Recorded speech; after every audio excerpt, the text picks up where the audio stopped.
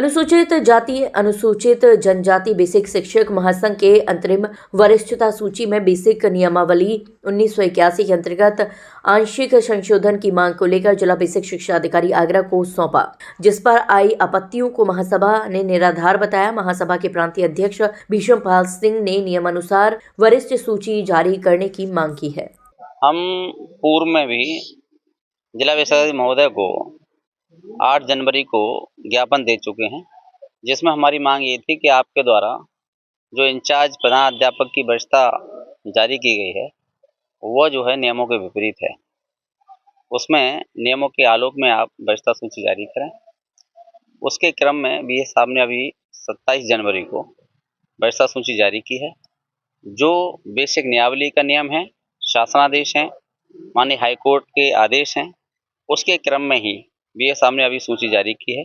लेकिन उसमें कुछ आंशिक त्रुटियां हैं, जैसे मृतक आश्रित का अनटेंट से उनकी सीनियरिटी बना दी गई है, जबकि वो टेंट से बननी है। साथ ही साथ जो अंतर जनपदी से जो टीचर आए हैं उनकी सीनियरिटी यहाँ के आने की डेट से बननी है, वहाँ से बना दी है। कुछ ऐसे टीचर हैं जो उनकी यहाँ प्रथम नियुक्ति दिखा करके प्रमोशन में डाल दी है। कुछ आंशिक त्रुटियां हैं, तो अभी आज हम बीएस साहब को पुनः स्मरण कराने के लिए आए हैं कि जो आंशिक त्रुटियां हैं उनको दूर करते हुए जो नियम है उसके तहत ही आप वरिष्ठता सूची जारी करें। मेरे कहने से या किसी अन्य के कहने से या किसी के दबाव में आप जारी ना करें, जो नियम कहता है उसके तहत जारी करें। मांग हम लोगों की जो मांग है वो ये है कि अभी तक जो कैडर के हिसाब से बनता आया है वरिष्ठता सूची, और वो कैडर के हिसाब से बने, क्योंकि मौलिक नियुक्ति के अनुसार ही अभी तक बनता चला है। और बेसिक नियमावली यही कहती है कि मतलब ये कैडर से ही बनना चाहिए। तो ये जो अभी निकली थी लिस्ट, वो कैडर से निकली थी, लेकिन बाद में इन लोगों ने संशोधित करके फिर वो प्रथम नियुक्ति तिथि से निकाल दी। जी, आंशिक त्रुटि के लिए भी बीएस साहब से बात करने के लिए हम लोग यहाँ उपस्थित हुए हैं।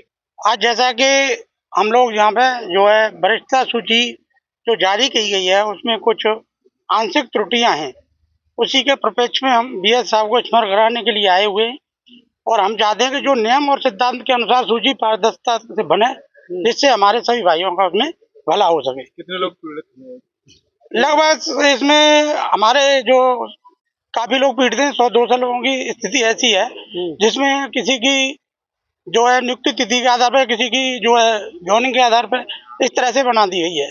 उसी को हम स्मरण कराने के लिए यहाँ सभी एकत्रित हुए। देखिए, वरिष्ठता सूची को लेकर के है वो दरअसल में वो कैडर का इसमें मौलिक नियुक्ति का इसमें बात हुई है, तो उसके अनुसार जो नियमानुसार जो है कैडर के हिसाब से ही हम लोग बनाए हैं वरिष्ठता सूची। इसमें कुछ लोगों का ये है अलग अलग यहाँ पे संगठन है, तो अलग अलग चीजें अपनी बात रख रहे हैं। बाकी सभी लोगों की बातों को सुना जा रहा है और जो नियमानुसार सही होगा उसी को किया जाएगा।